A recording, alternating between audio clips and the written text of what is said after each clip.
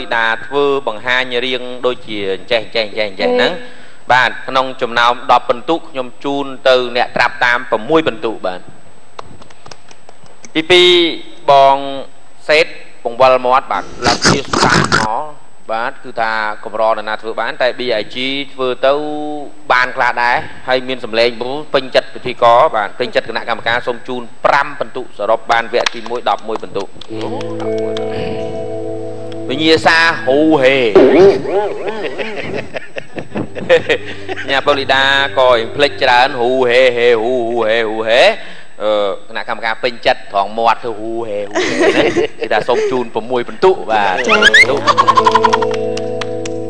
យាសាទី2កញ្ញាថនលក្ខណៈសម្ដែងជាយាយឲ្យប្អូនសម្ដែងតាមនោះគឺថាប្អូនក៏បានបុណ្យបានកុសលច្រើនត្រង់វគ្គដែលខុសមុនហ្នឹងហើយក៏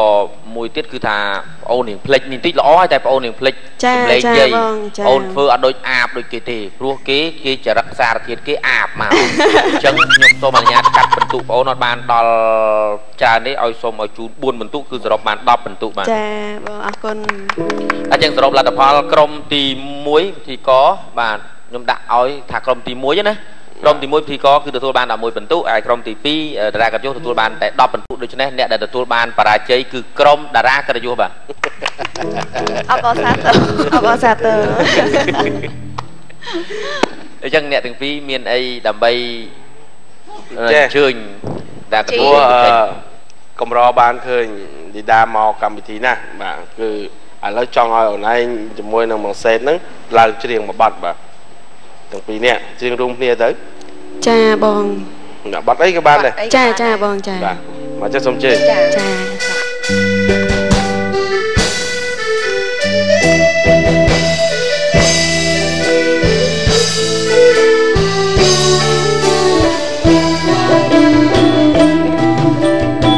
ស្រអែបភៀវខ្ចី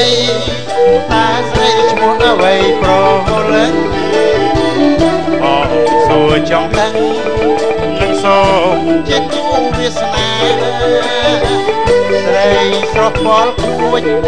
លួចចោលត្រឹមទុយនេត្រាបាញ់ព្រួយស្នេហាជាប់អរាញោឈ្មោះលីដាជាផ្កាកំពុងក្របងតាំងពីតូចដល់ធំនេះឈ្មោះខ្ញុំមិនបានប្រាប់ញៀបសំប្រសាព្រៃស្គាល់ឈ្មោះចាំស្គាល់ព្រៀងព្រៀនចង់គេណាប្រងព្រៀនតែមិនសួរគេបងស្រអែបផលាល្អមុខល្អរីកល្អខ្នងជួបមុខគ្នាម្ដងបងចូលសរសើរអូនស្រីស្រឡាញ់បងទៅបងជា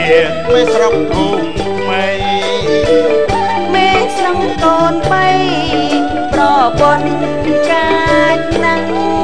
មិនកាចទេអូន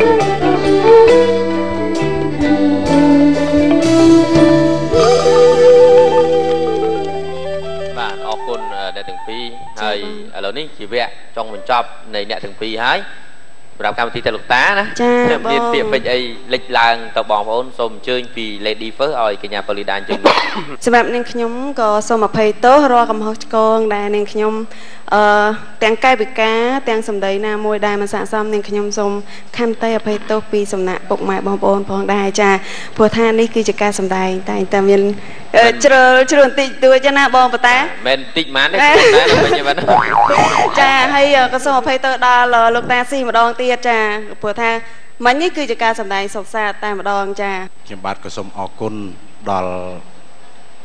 បងអូនបាទចាជាពិសេសសហការីយើងទាំងអស់គ្នាព្រមទាំងលោកគ្រូភ្លេងបាទហើយក៏សូមថ្លែងអំណរអគុណដល់បងប្អូនទូទស្សនិកជនតែងតែគាំទ្រកម្មវិធីផ្ទះលោកតាបាទក៏សូមឲ្យកម្មវិធីនេះដំណើរការជារៀងរហូតនិងពេញនិយមសម្រាប់ទូទស្សនិកជនយើងទាំងក្នុងប្រទេសនិងក្រៅប្រទេសបាទសូមអរគុណច្រើនបាទអរគុណតារាកិត្តិយសទាំងពីរហើយវគ្គក្រោយបងប្អូននឹងទស្សនារឿងកំ pl ែងដើម្បីសប្បាយរីករាយប៉ុន្តែវគ្គនេះសូមសម្រាប់មួយផ្លែតសិន